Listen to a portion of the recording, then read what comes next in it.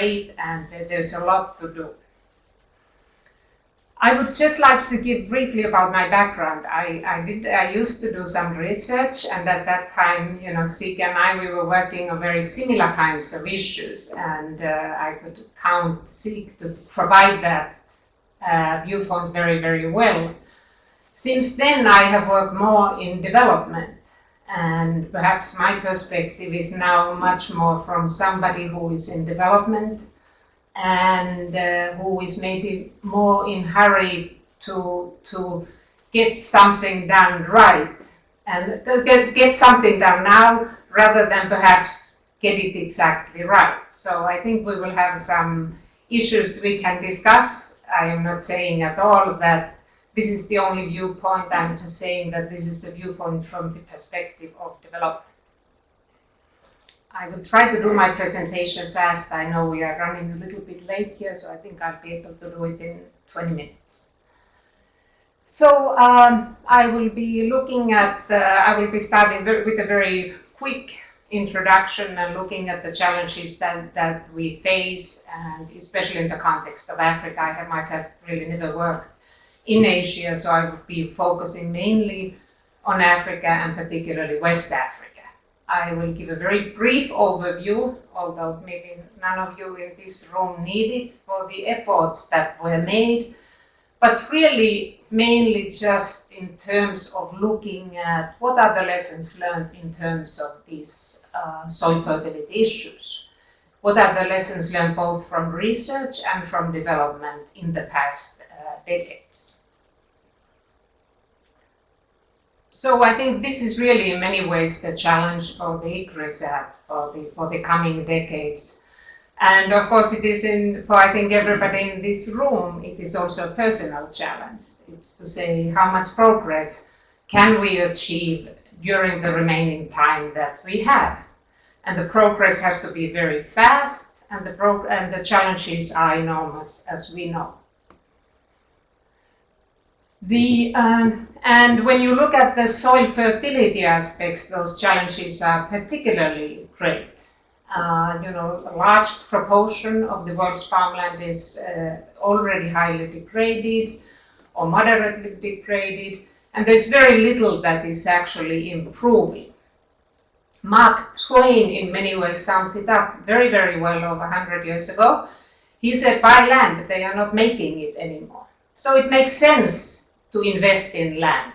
That's what we should be doing. But how can we do that? That is, I think, the challenge, and something that we really need to be thinking about in the coming years and decades. You all know about the challenges of Africa. I will not dwell on those, but I think the very important issue that for Africa is the fact that the nutrient depletion rates are extremely high. So if you are looking at that, the green is 30 to 60 kilograms of nutrients per hectare, and the red one is over 60 kilograms per hectare. So those nutrient depletion rates are very high, and the reason is because the development has been very different from South Asia. If you look since 1961, South Asia, obviously, productivity has increased greatly, but mainly in terms of yield. If you compare that with sub-Saharan Africa, yes, there has been some increases, but mainly in terms of area. So the production growth has really stemmed mainly from increasing area under production instead of yield. And at the same time, fertilizer use has basically stayed very close to zero, especially when one looks at the farmers who are growing the food crops. And so, yes, you will find fertilizer use in the plantations, you will find it in various kind of cash crops, but when you go to the food farmers who are cropping foods, fertilizer use is very, very small. So when we then look at nutrient mining, and obviously it is about exports versus imports and all of that, But when one really starts looking at the soil fertility dilemma in Africa, it's a very complex dilemma. You know, we already have a low inherent soil fertility, there's nutrient depletion going on, but then there is also farmers are finding it very difficult to maintain soil fertility, and they realize that when they are trying to maintain their soil fertility, they have very low returns on those investments. So what have we learned in the last few decades? And I will not spend time here on discussing the Green Revolution, except to say that, as we know, it really surpassed Africa. And so from Green Revolution then in 1980s, 1990s, we moved on to an emphasis on organic inputs for various reasons. It was realized that the fertilizers were not adopted by many smallholder farmers, especially in Africa. It was felt that they sometimes have too high of an environmental cost, and that was obviously in those areas where they were adopted and used greatly. It was also realized that it is often hard to bring fertilizers to Africa. There was such a complexity of agroecologies, of crops, and there are all kinds of infrastructural, etc., constraints to that. So we worked decades only on organic inputs, really, not only, but really there's a very heavy emphasis, especially for Africa. And looked at various kinds of options that Sieglind also talked about, or of course she talked about those in relation to fertilizers also. There was a lot of work on nutrient flows, and also the beginnings of what we call the integrated soil fertility management at that time. And that has all changed a lot now in terms of development in Africa. I think still 10 years ago, fertilizers tended to be a bit of a dirty word in terms of agricultural development in Africa. There was really an emphasis on those organic inputs only, and but there have been many developments.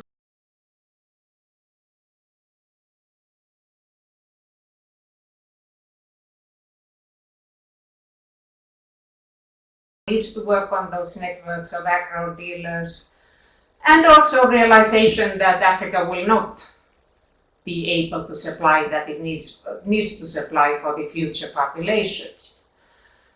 In 2006 in West Africa, we had the Africa Fertilizer Summit in Abuja, which resulted into the Abuja Declaration on Fertilizers, which gave a very ambitious target of 50 kilograms of use by 2015.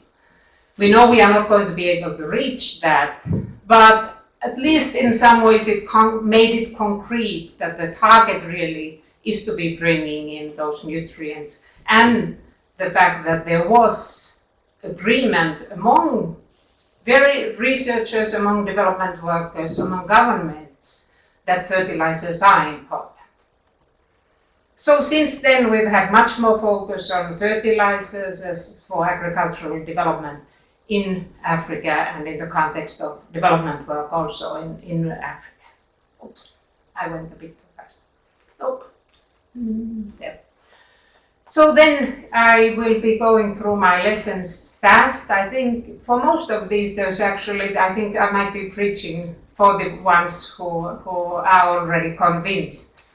But we will be discussing some also which there might be disagreement of. So first, I think the first lesson that we have learned in the last decades is the fact that it is not about organic or inorganic, but it is really about available and appropriate solutions. And then so whichever you can bring in, you know, that is the important thing, and that in particular location there might be an emphasis on one or the other.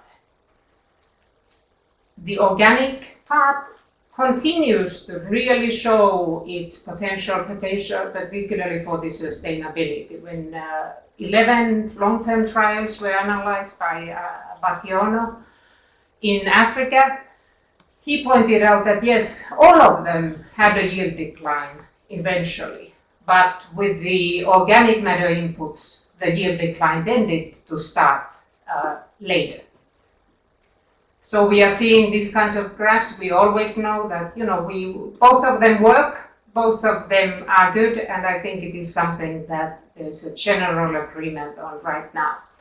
Again, the organic matter input showing its promise and showing a really high potential for increasing yields. I think the other lesson that we have learned in the last decades is the fact that really our focus needs to be on the crop. If the crop is performing well, this is really what we are here to do, both as researchers and as development people.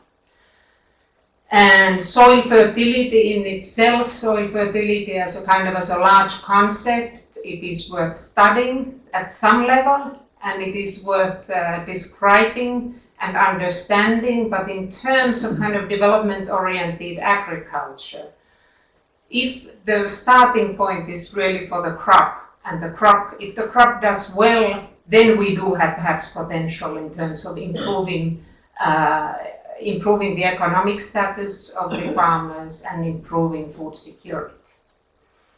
So what we really are looking for is sustainable intensification of crop production, perhaps rather than soil fertility improvement. And the efficiency in which crops are able to manage nutrients and manage water. And what we have also found out that when we are really focusing on the crop, we often found that what is really the limiting factor are the nutrients more than the water, and even often at very low rainfall amounts. So these are just some of the, when we are looking at no fertilization on two kinds of fields, bush and compound fields, and then when we are increasing and giving some fertilization there, we are seeing also that the yields are increasing at the same rainfall level.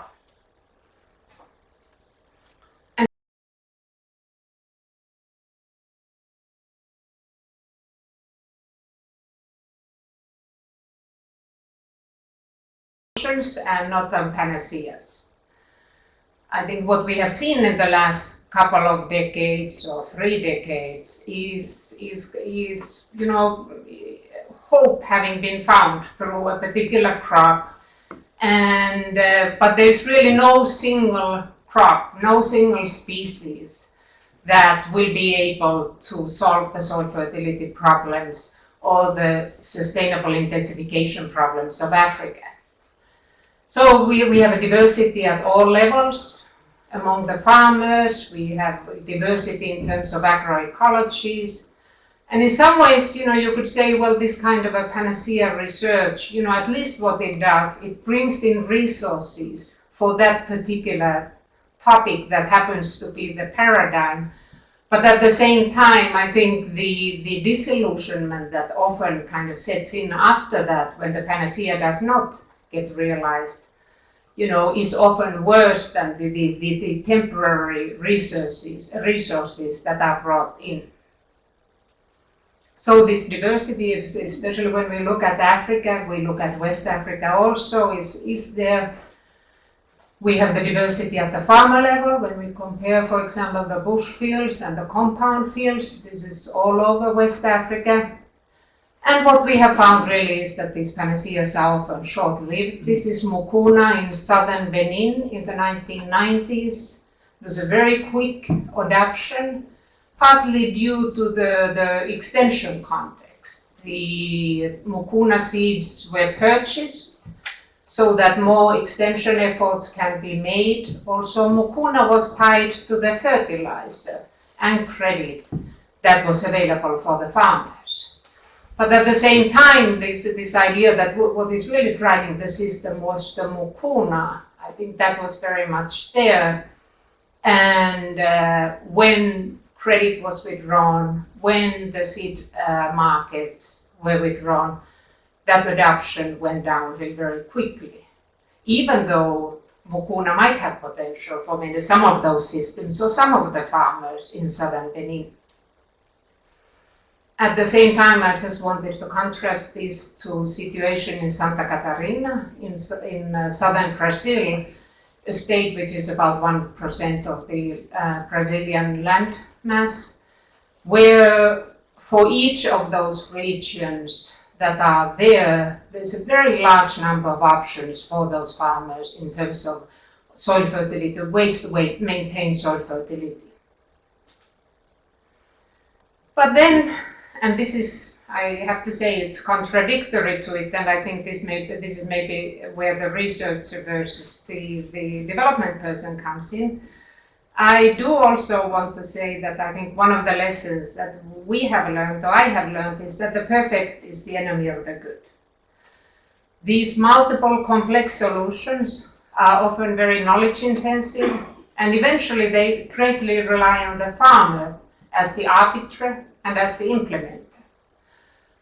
At the same time, there's the diversity and difficulty of the progress because of it, and complex solutions in that environment is a very, very difficult quest.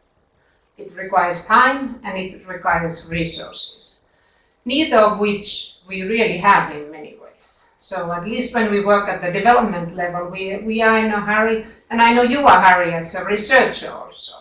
So somehow we have to be able to together marry the two, the potential that we can get from work that is really focused on the diversity and on complex solutions, which eventually will probably be a better thing. And then the big need to just go forward fast so that we are able to solve some of those problems that in terms of food security and in terms of poverty. So how do we then scale up? You know, we have had we have had many positive experiences, we have many technologies, and you know, I think what we really are needing in the context of Africa is scaling up. How can we improve soil fertility, meaning how can we sustainably improve yields in these smallholder farms?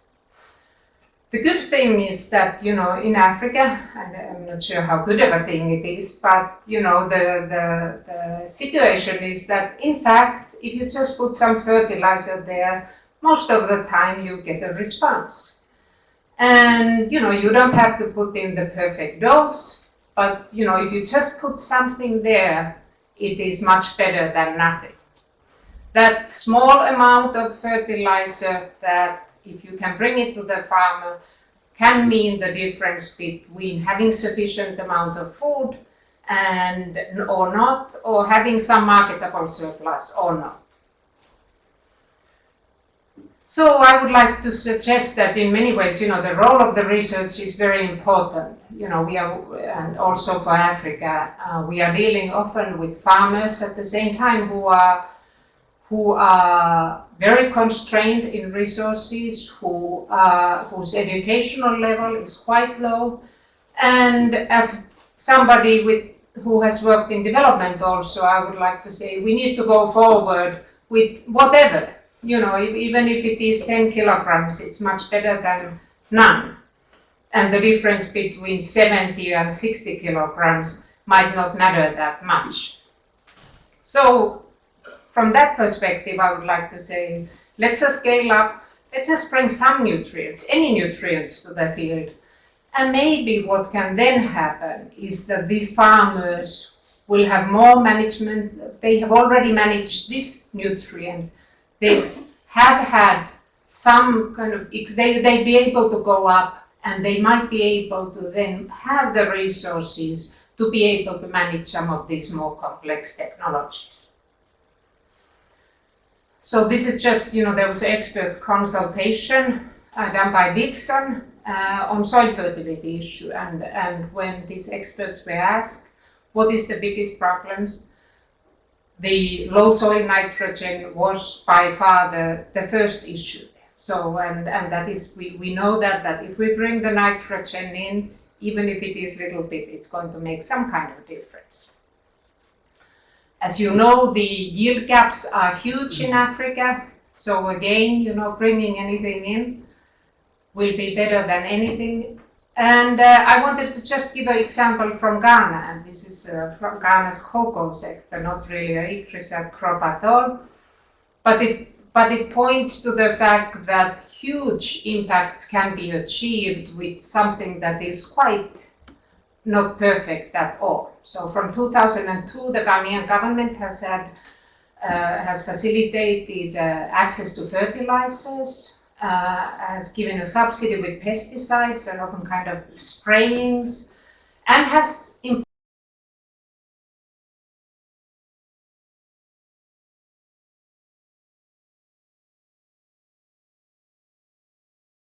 this is from the work of Kaukarski, just from this year.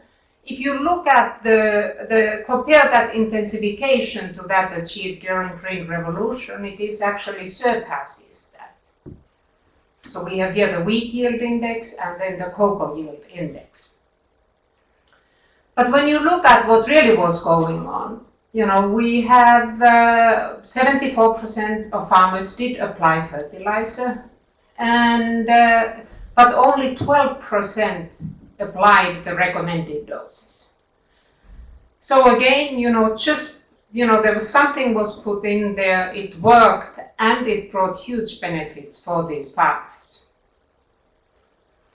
At the same time, I would like to give another example of a technology that not in many ways perfect at all, and this is the urea depletion in rice. It has been work earlier done here, and I understand also Bangladesh. And what it is urea briquettes of certain size and put in the soil after transplanting the rice. The doses are not perfect at all, obviously, because you have to be putting these in the middle of the hills. You have to kind of decide, okay, where do you go with that? But when you start looking at the yield increases, they are very large. This is in 6 countries in West Africa, and in comparison to a nitrogen dose that is much larger, but applied by broadcasting. Again, much greater, good unit margins for the farmers. And also when you look at the agronomic efficiency and value cost ratios for both the pre-urea and then urea briquettes.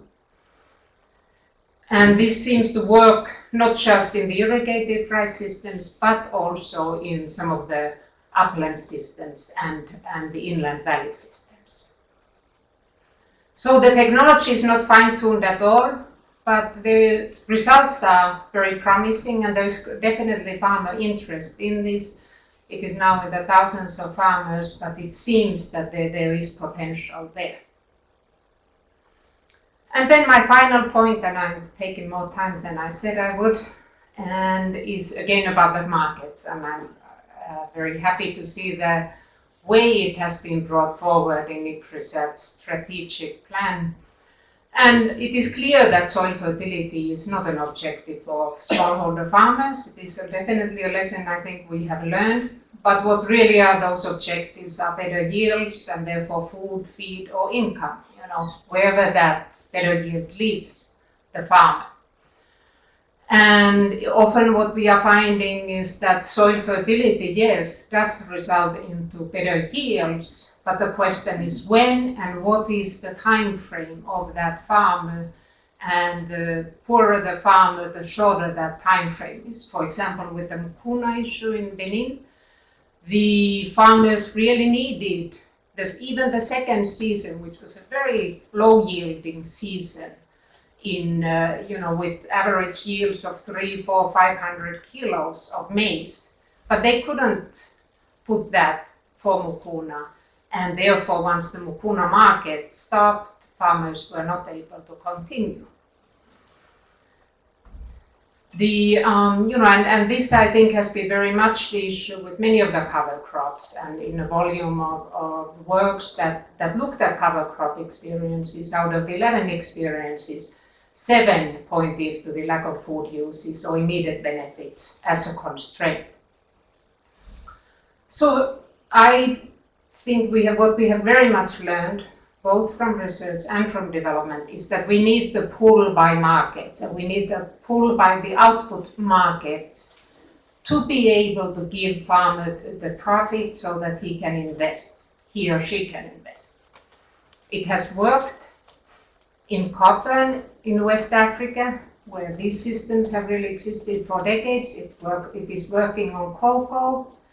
But I think the question is, how can we do this for these millions of smallholder farmers who are cropping the staple crops? We do not have a coordinating mechanism. There's a multitude of actors, there's lack of information, high risk. So how can we translate those lessons learned for the staple crops? And I just would like to, this is obviously a very complex topic and we will not be able to delve into it, but I did want to just highlight one issue in the context of West Africa in terms of market access and market access for smallholder farmers, and that is regional trade and regional integration. In West Africa, as you know, as everywhere, markets, agroecological zones do not really respect the boundaries. At the same time, in West African context, we do have the regional integration, which is working very poorly, and there are all kinds of constraints for regional trade, anywhere from corruption, harassment, poor infrastructure, policies of all kinds of trade bans and restrictions. And that really means missed opportunities for the farmers and for the private sector. Oops, somehow it went, I started going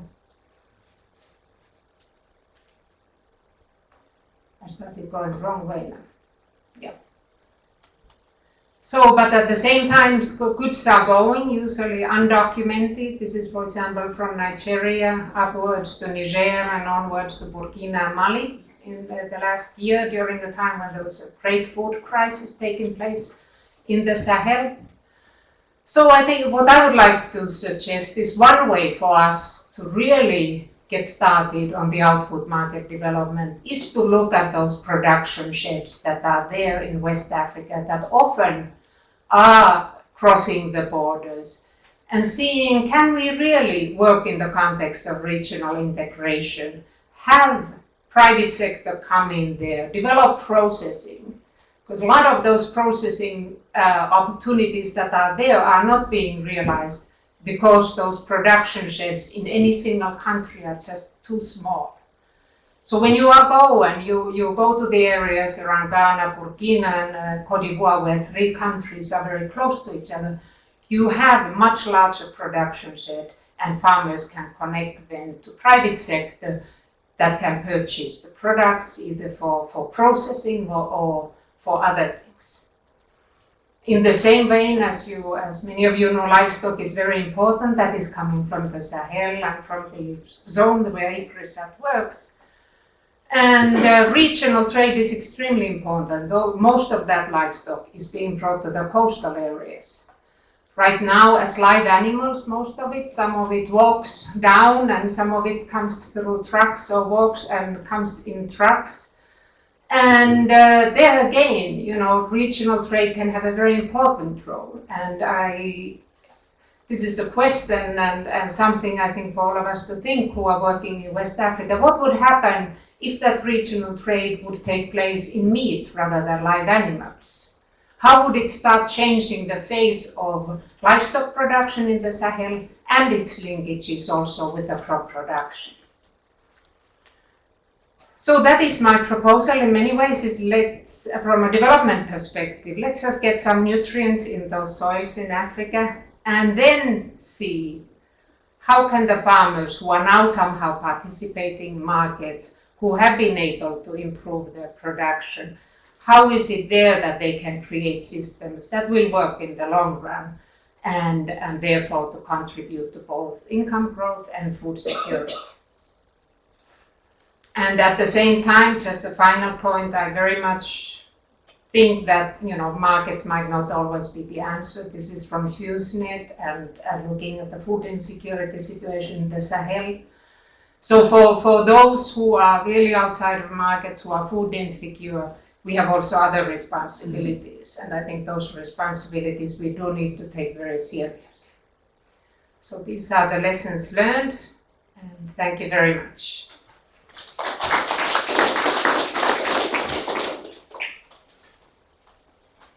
Thank you very much, Marjatta.